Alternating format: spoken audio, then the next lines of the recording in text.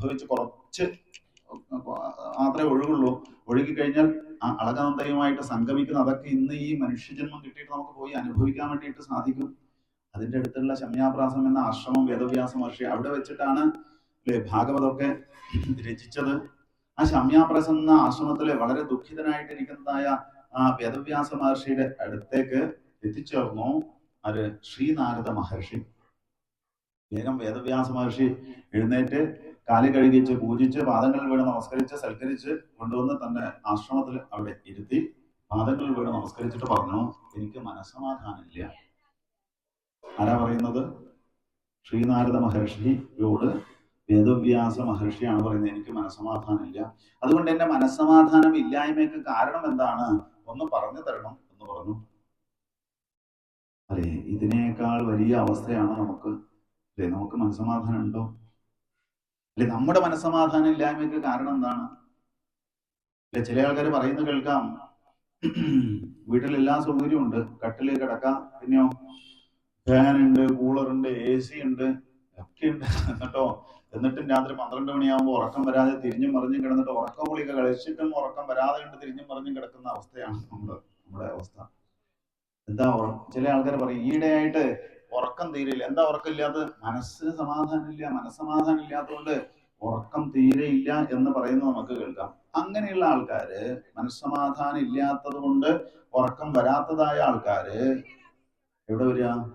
ഇതുപോലുള്ള സത്സംഗത്തില് ഭാഗവത സപ്താഹ യജ്ഞവേദികളിലൊക്കെ വന്നിരുന്ന് കുറച്ചു സമയം ഭാഗവതം അല്ലെങ്കിൽ പാരായണം അല്ലെങ്കിൽ പ്രഭാഷണം കേൾക്കുമ്പോൾ നമുക്ക് സദസ്സിലേക്ക് നോക്കിയാൽ കാണാം, എന്ത് എന്ന് പറഞ്ഞിട്ട് ഉറക്കം തോന്നുന്നത് കാണാം. അപ്പൊ എന്താ, ഇവിടെ വന്നിരുന്ന് കുറച്ചു സമയം ഇരുന്നപ്പോ മനസ്സമാധാനം കിട്ടി. അവിടുന്ന് ഉറക്കം വരാത്തത് മനസ്സമാധാനം ഇല്ലാത്തതുകൊണ്ടാണ്. ഇവിടെ വന്നിട്ട് കുറച്ചു സമയം ഭഗവത് കഥകൾ കേൾക്കുമ്പോൾ ഉറക്കം വന്നു എന്നുണ്ടെങ്കിൽ എന്താ കിട്ടിയത്? മനസ്സമാധാനം കിട്ടി. അപ്പോ ഈ ഭഗവത് കഥകൾ കേൾക്കുന്നത് കൊണ്ട് മാത്രമേ, ഭഗവാനെ ആശ്രയിക്കുന്നത് കൊണ്ട് മാത്രമേ എന്ത് കിട്ടുള്ളൂ? മനസ്സമാധാനം കിട്ടുള്ളൂ എന്ന് ഉദാഹരണം ഇനി എവിടത്തേക്കും പോകണ്ട, നമുക്ക് സത്സംഗ വേദികൾ തന്നെയാണ് അതിന് ഉദാഹരണം. അല്ലേ? ഭാഗവത ശ്രവണം. അത് തന്നെയാണ് ശ്രീനാരദ മഹർഷിയും വേദവ്യാസ മഹർഷിയോട് പറഞ്ഞത്. എന്താണ്? ന തഥാ വാസുദേവസ്യ മഹിമാഹ്യനുവർണ്ണിത. നീ വാസുദേവന്റെ മഹിമകളെ വർണ്ണിക്കാത്തത് കൊണ്ടാണ് നിനക്ക് മനസ്സമാധാനം ഇല്ലാത്തത് വേദവ്യാസ. അതുകൊണ്ട് എന്ത് ചെയ്യാം? ഉടനെ ഭഗവാനെ ശ്രീകൃഷ്ണ ഭഗവാനെ പറ്റിയിട്ട് വർണ്ണിക്കുന്നതായ ഒരു ഗ്രന്ഥം ഉടനെ രചിച്ചോളൂ, എന്നാൽ നിനക്ക് മനസ്സമാധാനം ഉണ്ടാകും എന്ന് വർണ്ണിച്ചു. അതുപോലെ ജീവിതത്തിൽ നമുക്ക് ഓരോരുത്തർക്കും ഭഗവാൻ ഓരോ കഴിവുകള് അനുഗ്രഹമായിട്ട് തന്നിട്ടുണ്ട്. എല്ലാവർക്കും ഒരേ കഴിവൊന്നുമില്ല. ചില ആൾക്കാർക്ക് ചിത്രം വരയ്ക്കാനുള്ള കഴിവുണ്ടാവും, ചില ആൾക്കാർക്ക് പാട്ട് പാടാനുള്ള കഴിവുണ്ടാവും, ചില ആൾക്കാർക്ക് അല്ലെ, അങ്ങനെ ഓരോരുത്തർക്കും ഓരോ കഴിവുകളാണ്. ചിലർക്ക് നൃത്തം ചെയ്യാനുള്ള കഴിവ് ജന്മവാസനയായിട്ട് ചില ആൾക്കാർക്ക് ഭഗവാൻ അനുഗ്രഹിച്ചു കൊടുക്കുന്നുണ്ടാവും. ആ കഴിവുകൾ നമ്മൾ എന്ത് ചെയ്യാം?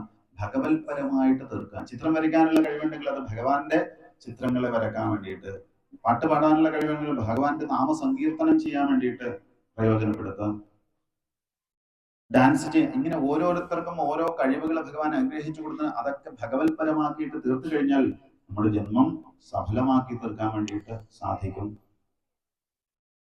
അനവധി വ്യാകരണ പദപ്രയോഗങ്ങള് ഒക്കെ ഉണ്ടെങ്കിലും, സാഹിത്യ പദഭംഗി ഒക്കെ ഉണ്ടെങ്കിലും, ഒരു ഗ്രന്ഥം ഭഗവാനെ പറ്റിയിട്ട് വർണ്ണിക്കാത്തതാണ് എന്നുണ്ടെങ്കിൽ അത് ലോകോത്തരമായിട്ട് തീരില്ല.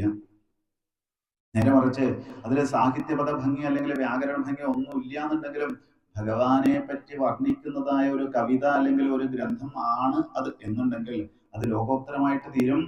അല്ലെ? എല്ലാവരും അത് അംഗീകരിക്കപ്പെടും, എല്ലാവരും അത് ഏറ്റുപാടാൻ വേണ്ടിയിട്ട് സാധിക്കും. അല്ലെ? മുമ്പുള്ളതായ ഭക്തി ഗാനങ്ങളൊക്കെ നമുക്കറിയാം.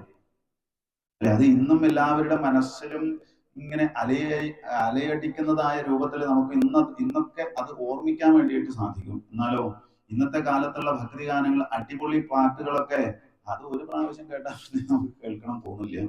അതാണ് വ്യത്യാസം. ഭഗവാനെ പറ്റിയിട്ട് ഭക്തിയോട് കൂടിയിട്ടുള്ളതായ ഒരു കാര്യമാണെങ്കിൽ അത് എല്ലാവരും അംഗീകരിക്കും, ലോകോത്തരമായിട്ട് തീരും എന്ന് മനസ്സിലാക്കാം. ഏതായാലും ശ്രീനാരദ മഹർഷി പറഞ്ഞു,